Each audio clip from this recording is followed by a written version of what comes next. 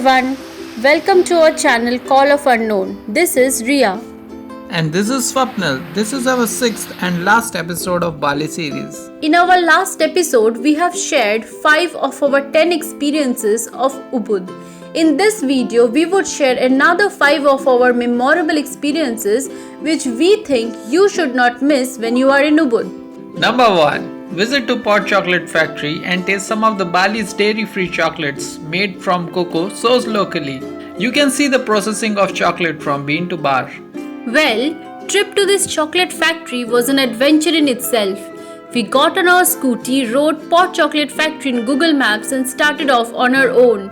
We crossed lovely rice fields, could see Mount Batur in the distance, crossed some lovely markets, temples, beautiful houses and so on. At one point, the sky, which was already loaded with heavy clouds, began to drizzle.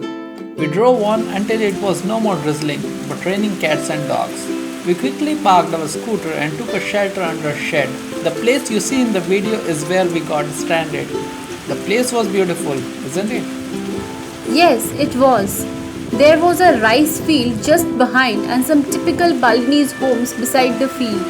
This looked quite similar to an Indian agricultural village but with a Balinese twist.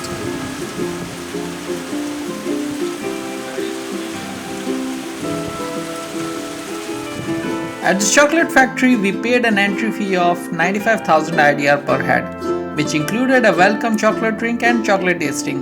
The chocolate drink was delicious and chocolate tasting included more than 20 varieties of chocolate.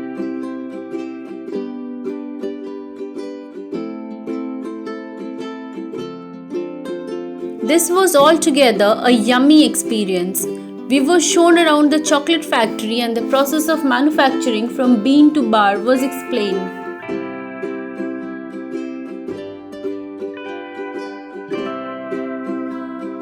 The pods, after being plucked from the trees, are crushed open to get the cocoa beans. These beans are then fermented by keeping them covered with the banana leaves or by leaving them under the sun. This process takes about 5 to 8 days. After fermentation, these beans are dried and roasted. These steps take place in local cocoa plantations of Bali. The roasted beans are crushed to form cocoa nibs and winnowed to remove the shells. These nibs are then ground and heated and cocoa liquor is formed. At this point, milk solids and sugar are added. This mixture is then tempered and then molded. Pot chocolates are dairy free and use of other milks like soya, almond and coconut milk is done.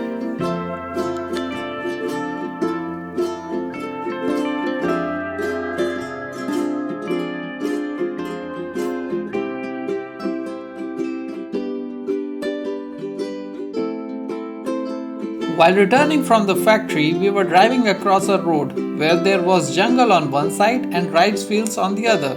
The jungle, to our surprise, had cocoa trees. We stopped, photographed and plucked a few cocoa pods. Isn't that really awesome? Number 2. Tandem ride or dirt bike ride across Balinese villages.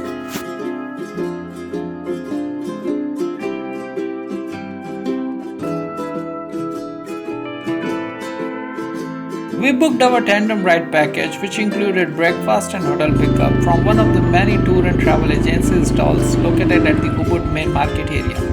This was a 2-hour ride and we rode a dirt bike for the first time. Swapnil drove the vehicle while I sat behind enjoying the ride. We were asked to choose a terrain from easy, medium and difficult and we chose the medium one. We followed our guide and drove across all types of areas. Sometimes we crossed Balinese villages and we could see people going on about their daily lives. Sometimes we crossed agricultural fields and we could see farmers tilling their land and growing crops while hens ran around. We also crossed orchards where jackfruits, coconuts, mangoes and cocoa were being grown. Also traveled through jungles where sunlight was dim due to heavy foliage above.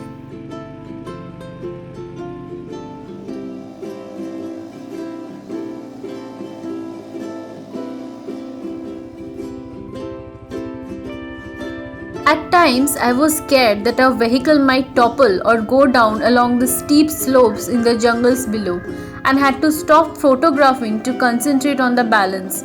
Overall, it was a backbreaking but a lovely experience where we could see closely a Balinese way of life. We would definitely recommend this activity to anyone who plans to visit Bali, as we assure you that this would definitely be one of the most enriching experiences. Number 3.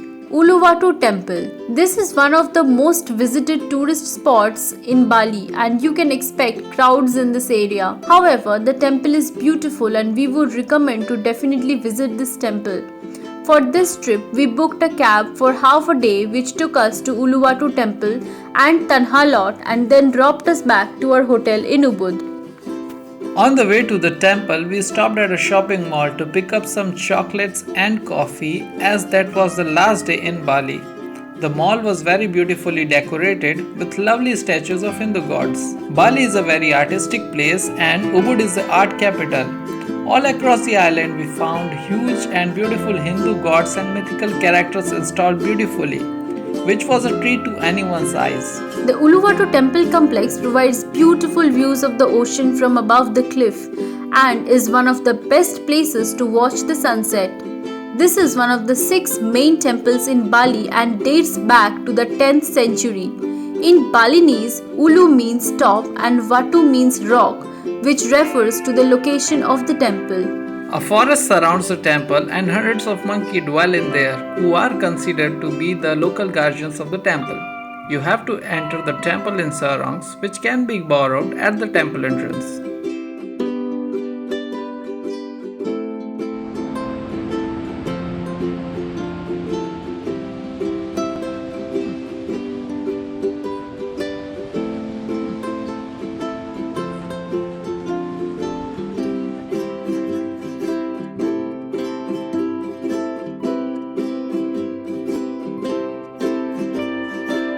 There are serpentine pathways with railings on one side from where one can get the view of the ocean below. Balinese architecture, traditionally designed gateways and ancient sculptures all add to the Uluwatu temple's beauty. In this temple, the Hindu trinity or Brahma, Vishnu and Maheshwar is worshipped.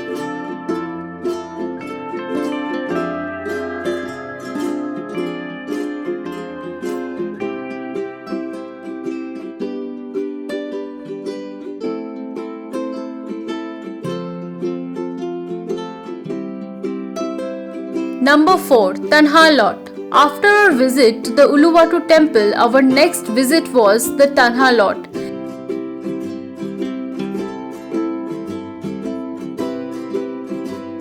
The entrance to this temple is lined with handicraft shops, restaurants and gift item malls. You can shop for your souvenir from this place as well. Kekak fire dances are organized here in the evenings and you can choose to watch the dance.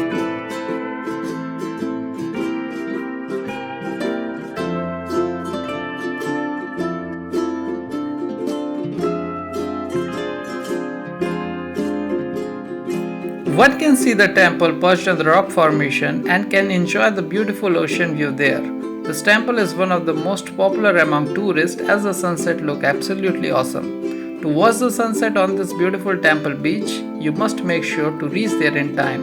For us, it was little unfortunate as we were caught in the traffic jam and missed the sunset. However, the views from the place were still very beautiful and the experience was a memorable one.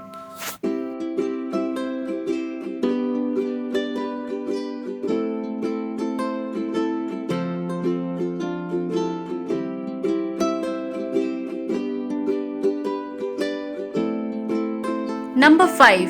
Ubud Sightseeing.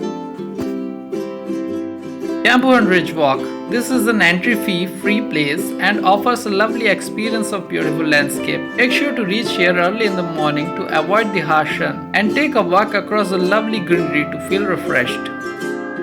Rice fields. Rice cultivation is one of the important activities of the Balinese people and you would find some breathtaking rice fields and rice terraces near Ubud. You can visit them for refreshing experiences. Ubud Museum.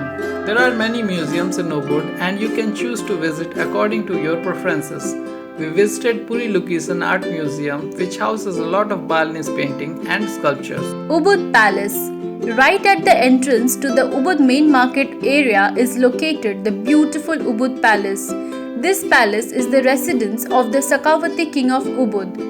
Royal dances are performed every other night in this location, and you would find people selling tickets for the same. There is no entry fee required for this area. Ubud Art Market. Ubud is the art capital of Bali, and all across Ubud you would not only find beautiful sculptures decorating the streets of Bali, but also large number of workshops where you can see sculptors creating masterpieces. You can buy handicrafts, clothes, statues, etc. in the Ubud Art Market. Make sure to reach here before 6 pm. So, this was our last video of Bali series. I hope this series of videos would help you if you are planning to visit Bali after this corona pandemic. Feel free to ask questions and provide suggestions in the comment section. Next week, we would share our experiences of another new location. Thanks for watching. Take care. Bye-bye.